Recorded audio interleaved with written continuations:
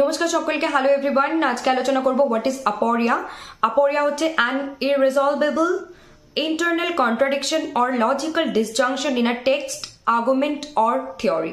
একটি পাঠ্য, যুক্তি বা তত্ত্বে একটি অমীমাংসিত অভ্যন্তরীণ দ্বন্দ্ব বা যৌক্তিক বিচ্ছিন্নতা, এক কথায় আমরা বলতে পারি ধাঁধা। দুটো এক্সাম্পলের সাহায্যে বুঝবো। এলিজাবেথ ব্যারেট ব্রাউনিং এর একটা কবিতার শুরুর লাইন হচ্ছে হাউ ডু আই লাভ দি, যার মানে আমি কিভাবে তোমাকে ভালোবাসবো। Let me count the ways, আমাকে এক ভাবতে দাও যে কত রকম পথ অবলম্বন করে বা উপায় প্রয়োগ করে আমি তোমাকে ভালোবাসতে পারি। এই যে কবির মনের মধ্যে একটা ইন্টারনাল বা অভ্যন্তরীণ দ্বন্দ্ব দিয়ে কবিতাটা শুরু হচ্ছে। সব থেকে বেস্ট এক্সাম্পল মনে রাখার জন্য হ্যামলেট, আমরা কম বেশি সবাই জানি। To be or not to be যে একটা সেকশন বা পার্ট আমরা পাই হ্যামলেট পড়ার সময়, সেখানে আমরা হ্যামলেটের মনের ইন্টারনাল দ্বন্দ্ব বা অভ্যন্তরীণ একটা দ্বন্দ্ব দেখতে পাই। এটা কিন্তু আপোরিয়ার জন্য বেস্ট এক্সাম্পল, যে টু বি অর নট।